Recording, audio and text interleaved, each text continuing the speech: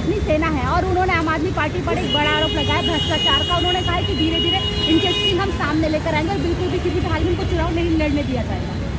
देखिए, जहाँ तक चुनाव लड़ने का सवाल है तो लोकतंत्र में सभी को चुनाव लड़ने का पूर्ण अधिकार है।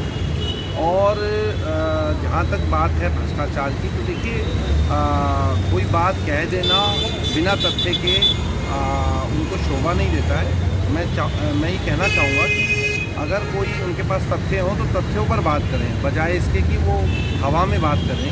हवा में बात करके कोई लाभ नहीं है। दूसरी बात यह है कि अगर हम दिल्ली की बात करें तो दिल्ली में ये तीसरी बार है जब जनता ने हमें वहाँ आशीर्वाद दिया है। और दिल्ली की जनता बहुत समझदार पढ़ी लिखी जनता है, जिसने बीजेपी को नकारा, जिसने कांग्रेस को नकारा।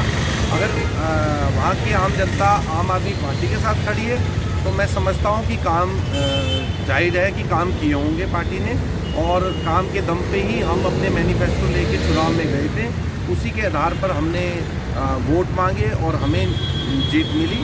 और उत्तराखंड की अगर हम बात करें तो देखिए, उत्तराखंड में अभी हम जन मुद्दों को लेकर सड़कों पर हैं। हमारी पार्टी संघर्ष कर रही है। हम जनता को जागरूक करने का काम कर रहे हैं।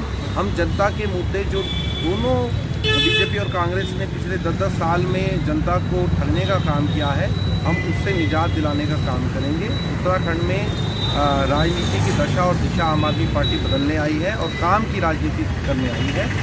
और काम की राजनीति रविंद्र जी, जैसे कि उन्होंने कहा है अध्यक्ष जी ने कि दिल्ली में जैसे कि केजरीवाल जी ने मौजूदा समय की अगर हम बात करें तो मौजूदा समय में कोरोना के चलते कोई भी योजनाएं लाए हैं, सुविधाएं लाए हैं, लेकिन उनको धरातल पर नहीं उतारा। आज यही कारण है कि एक बार फिर से कोरोना महामारी लगातार फैलती जा रही है। अगर यही पहले किया होता तो आज ये हालात नहीं होते। और उसी का जो योजनाएं वहाँ पे बताई जा रही है, उसी को लेकर आप उत्तराखंड में भी अब लेके आ रहे हैं, लेकिन उसको लेकर आप जनता के मन में एक झूठा दिलासा पैदा कर रहे हैं। देखिए, जहाँ तक कोरोना का सवाल है तो ये एक वैश्विक महामारी है। ये किसी पार्टी की, किसी व्यक्ति विशेष की बीमारी नहीं है। और आपने ये देखा होगा कि अगर हम पार्टी वाइज भी बात करें तो चाहे बीजेपी हो, कांग्रेस हो, आम आदमी पार्टी सहित जितनी भी पार्टियां हैं, उनके सभी प्रमुख नेताओं को कोरोना खुद हुआ है। तो ये इस बात का द्योतक है, साबित करता है कि ये एक वैश्विक बीमारी है जो समाज को खाने का काम किया है जिसने। और जहाँ तक दिल्ली की बात है, देखिए दिल्ली एक थिकली पॉपुलेटेड सिटी है, जहाँ पे आप ये देखिए कि अगर हम इसकी बनिस्बत और शहरों से तुलना करें तो पॉपुलेशन दिल्ली की बहुत ज़्यादा है, डेंसिटी में है।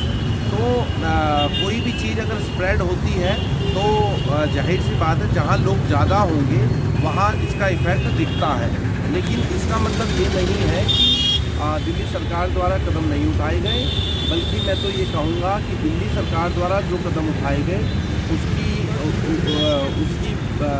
उसकी बढ़ाई जो है पीएम मोदी जी ने खुद की है, अमित शाह जी ने खुद की है। और ये भी कहा है दिल्ली से अन्य राज्य सीखे। रविंद्र जी, जैसे आपने कहा कि दिल्ली की आबादी बहुत ज़्यादा है, इस पर उनका कहना है कि अगर यही चीज़ आबादी ज़्यादा है, अगर इन्हीं चीज़ों को ध्यान में रखते हुए तो दिल्ली में 5 स्टेडियम है, जिसकी एक स्टेडियम की आबादी जो है वो कम से कम 50,000 की है। उसकी जो कैपेसिटी है जो वो 50,000 की है, तो उनको भी चयनित किया जा सकता था।